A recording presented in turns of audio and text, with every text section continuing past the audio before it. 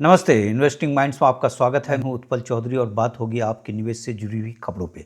सबसे पहले इस डिस्क्लेमर को जरूर पढ़ लीजिएगा। सबसे पहले बात करेंगे ट्रंप, ईरान और अमेरिका के इसको लेकर। उसके बाद शेयर बाजार और गोल्ड सिल्वर पे बातचीत होगी। तो शुरुआत करते हैं ट्रंप की खबर से। ईरान की तरफ से पाकिस्तान के जरिए एक शांति प्रस्ताव भेजा गया। ट्रंप ने उसको नामंजूर कर दिया, कहा कि ये काफ़ी पर्याप्त नहीं है।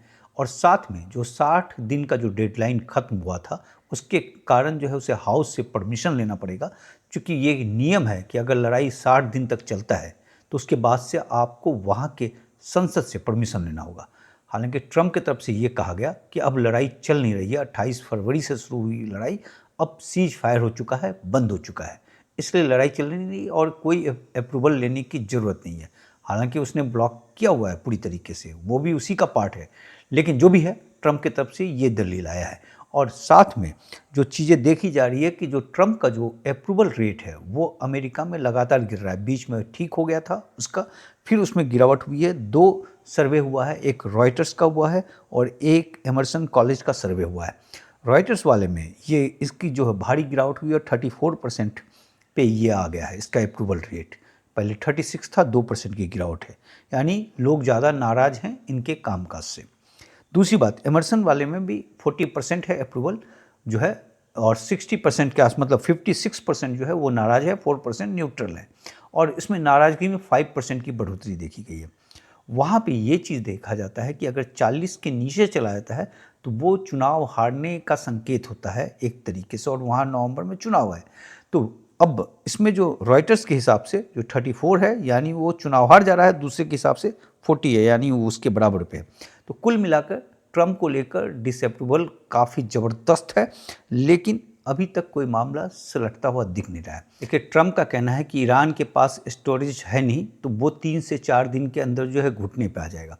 लेकिन जो देखा गया है कि ईरान के पास जो है वो 26 दिन का है कैपेसिटी स्टोरेज करने का।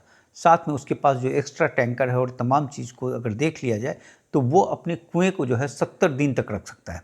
अगर आप तेल के कुआं से थोड़ा थोड़ा भी निकालेंगे तो भी वो कुआं जीवित रहेगा। अगर निकालना बिल्कुल बंद हो जाएगा तब उस कुएं में पानी भर जाएगा और वो खत्म हो जाएगा। तो इस हिसाब से 70 दिन का समय है ईरान के पास। तो ट्रंप का जो ये दाव था कि उसके पास जो है वो जल्दी घुटने टेक देगा, क्योंकि उसके पास समय नहीं है, लेकिन वो चीज़ नहीं है। और अगर 70 दिन हुआ तो फिर तेल संकट जिस तरीके से अभी थोड़ी सी राहत आई है वो फिर से उछल जाएगा उसका कीमत, और तेल की कीमत से सब कुछ तय होता है। लेकिन इस समय एक चीज़ जो देखा जा रहा है कि जो डॉलर इंडेक्स जिस तरीके से मजबूत हो गया था, डॉलर जिस तरीके से मजबूत हो गया था तेल संकट के कारण, उसमें एक हल्की सी नरमी कल पहली बार देखने को मिला। 97.72 पे चला गया था, वो 98 वाला जो बैरियर था उसको तोड़ता हुआ। हालांकि फिर उछलकर जो है वो 98.21 पे आ गया थोड़ी सी मजबूती के साथ। लेकिन ये जो संकेत था 98 से नीचे जाना, यानी डॉलर में वो कमजोरी आ रही है। डॉलर जो पहले काफ़ी मजबूत हो गया था और जिसने ज़बरदस्त नुकसान किया था गोल्ड और सिल्वर का, क्योंकि गोल्ड सिल्वर में जो सिचुएशन था तमाम, अगर आप देखें कि जिस तरीके से इन्फ्लेशन तो अभी कोई ख़त्म नहीं हो रहा है, इन्फ्लेशन बढ़ता हुआ नज़र आ रहा है। दूसरी बात, ग्लोबल कर्ज वो भी लगातार बढ़ रहा है, अमेरिका का भी बढ़ रहा है, पूरी दुनिया का बढ़ रहा है, और जियो पॉलिटिकल टेंशन जो है वो बिल्कुल चरम पे है।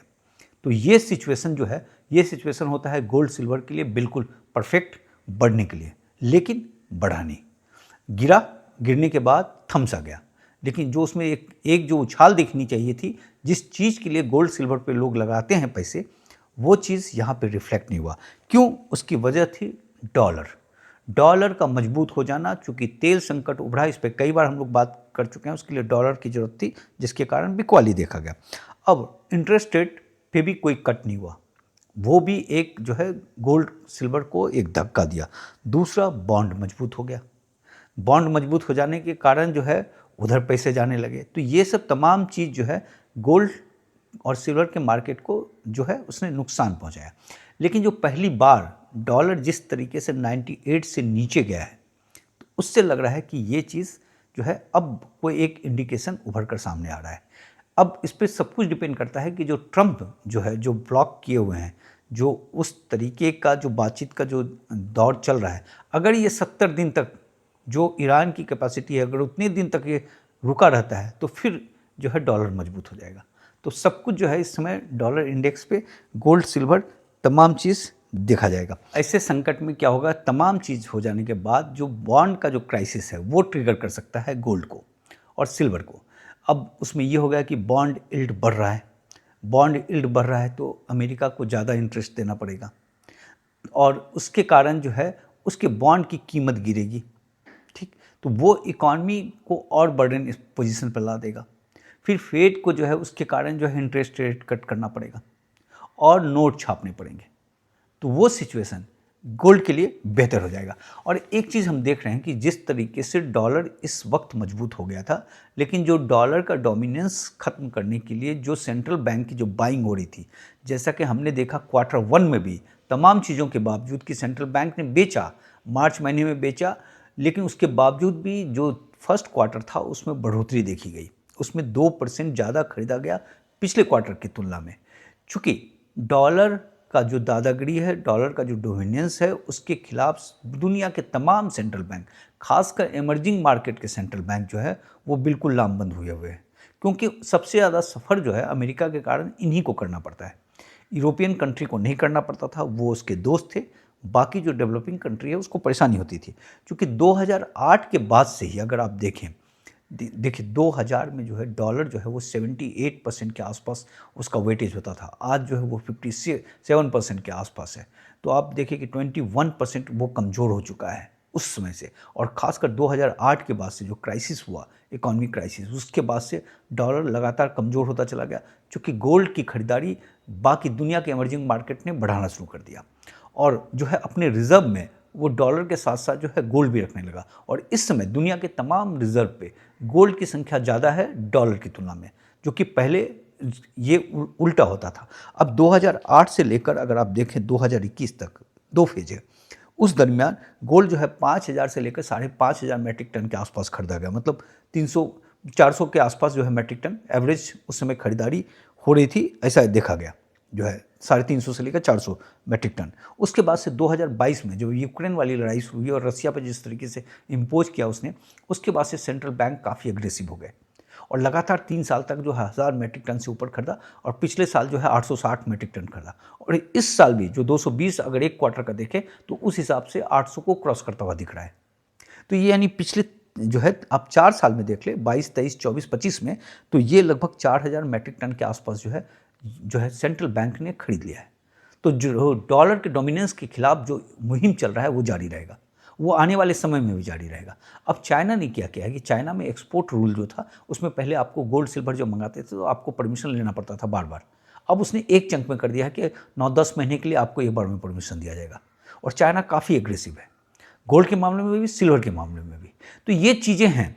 देखिए जो भी है अभी तात्कालिक जो प्रेशर दिख रहा है वो है। तो ऐसे में जो बात कही जा रही थी कि $8000 तक चला जाएगा प्रति आउंस जो है 5 साल के अंदर, यानी 16% का ग्रोथ, 16% पर ईयर का ग्रोथ, तो वो ये सब जो सिचुएशन जिस तरीके से बन रहा है तो वो एक विजिबल होता हुआ दिख रहा है। उसको आप ये नहीं कह सकते कि नहीं उतना नहीं होगा, उसको नज़रअंदाज नहीं कर सकते। हालांकि 16% जो है ग्रोथ वो काफ़ी ज़बरदस्त होता है।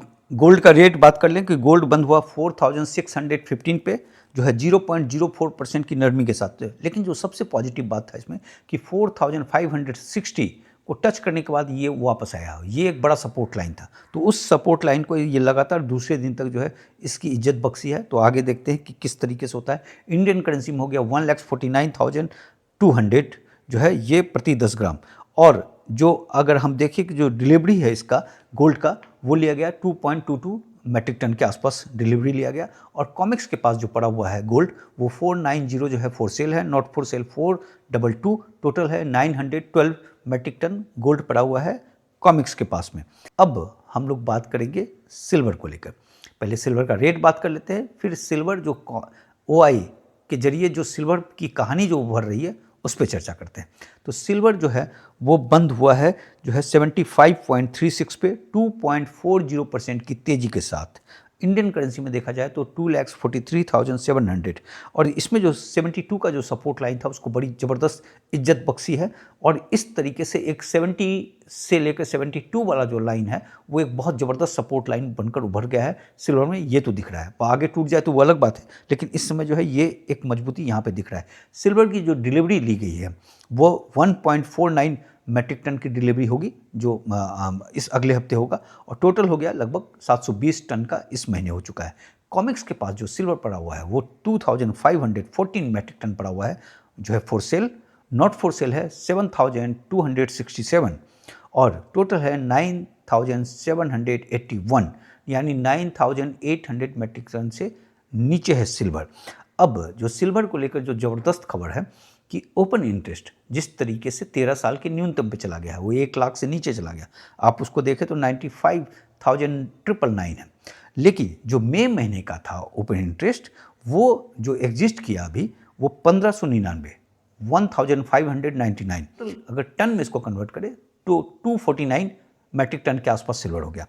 और जो डिलीवरी ले ली गई, क्योंकि जो ये FND हो गया, फर्स्ट नोटिस डे हो गया, उसके बाद का ये आंकड़ा है, तो जब डिलीवरी ले लिया गया तो डिलीवरी लिया गया 4700 OI क्या मतलब जो है उसको डिलीवरी किया गया, बन गया टन में 731 मैट्रिक टन। टोटल जो OI जो एग्जिस्ट किया और जो डिलीवरी ली गई उसके बीच में 3 गुने का अंतर है, मतलब 3 गुना ज़्यादा डिलीवरी ले लिया गया।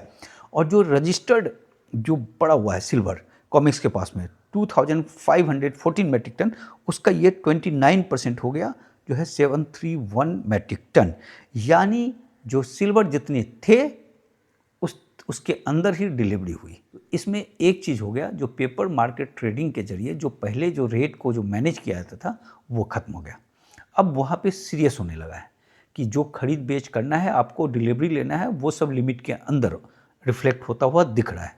वो एक पॉजिटिव बात है कि ये 2514 का सिर्फ 29% हुआ और बाकी नॉट फॉर सेल पे 7267 है। अगर सिल्वर का रेट भागेगा ऊपर तो जो नॉट फॉर सेल है 7267, वहाँ से बिकवाली के लिए आ सकता है। तो सिल्वर में अभी प्रेशर जोन बना रहा है। सिल्वर को 80 को क्रॉस करने में सिल्वर को काफ़ी मशक्क़त करना पड़ सकता है इसमें। तो जो रेंज इसका जो देखा जा रहा है 71 से लेकर जो 78 79 वाला, उसी रेंज पे भी हिचकोला खाता हुआ दिखेगा, ऐसा प्रतीत हो रहा है। जब ये आगे का होगा, इसमें अभी वक्त लगेगा, लगता है 2 से 3 महीने का वक्त लग जाएगा, तभी ये अपने जो है 80 से लेकर 90 वाले रिजीम में जाकर फिर हिचकोले। अभी 80 के ऊपर जाएगा तो फिर लेकिन टिक नहीं पाएगा, फिर नीचे आ जाएगा, ऐसा इससे प्रतीत हो रहा है इन तमाम आंकड़ों को देखने के बाद। देखिए, ये मेरा कैलकुलेशन हो सकता है कि 100% गलत हो जाए, तो जो भी जो है ये सिर्फ एजुकेशन पर्पस से है। जो भी करेंगे आप अपने रजिस्टर्ड एनालिस्ट से पूछ कर ही करेंगे। कि कल हमारा शेयर बाजार बंद था, लेकिन इस पर आज हम लोग बात करेंगे कि FIs का जो रुख रहा है पिछले 2 महीने में, जब से लड़ाई शुरू हुआ है तब से, या अगर आप देखें कि सितंबर 2024 के बाद से जो बिकवाली शुरू हुआ था, उसके बाद से जो मार्केट गिरा, उसके बाद तक का जो रुख रहा है FIs का, उस पर चर्चा करते हैं। तो देखिए, पहले हम बात करते हैं कि अप्रैल माह में जो है 70,000 करोड़ का उसने शेयर बेचा, और जो है मार्च में 1,15,000 जब से शुरू हुई 28 फरवरी से, तब से वो 1,85,000 करोड़ का शेयर बेच चुका है।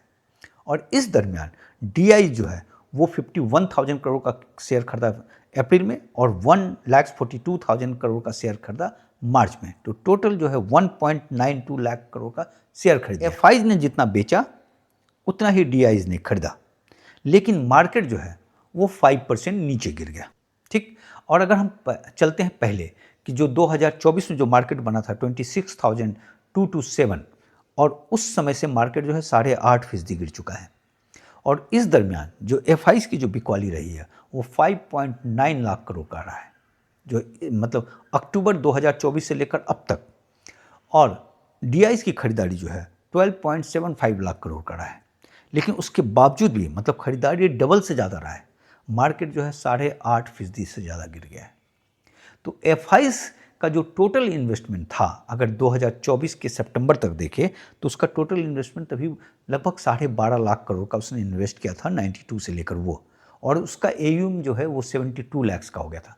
यानी उसने जितना इन्वेस्ट किया था उसका 6 गुना हो चुका था। और उसका एक्सपोजर जो है वो निफ्टी 50 के शेयर्स पे ज़्यादा होता था। 66% के आसपास वहाँ इन्वेस्ट करते थे, बाकी स्मॉल कैप मिड कैप में करते थे। तो वो जो हो जाता था कि जब वो मार्केट को गिराता था, क्या होता था कि निफ्टी 50 में बेचता था वो माल तेज, और जो डीआईज जो म्यूचुअल फंड वाले जो खरीदते थे वो निफ्टी 50 का शेयर्स जो है वो 33% खरीदते हैं, और जो है मिड कैप और स्मॉल कैप जो है वो 66% खरीदते हैं। तो उनका जो पैसा आता था वो 33%, जो पैसा आप उसमें देते हो वो उसी तरीके से लगा, वो 33% जो है वो लगाता है निफ्टी 50 में, और वो बेचता था 66%।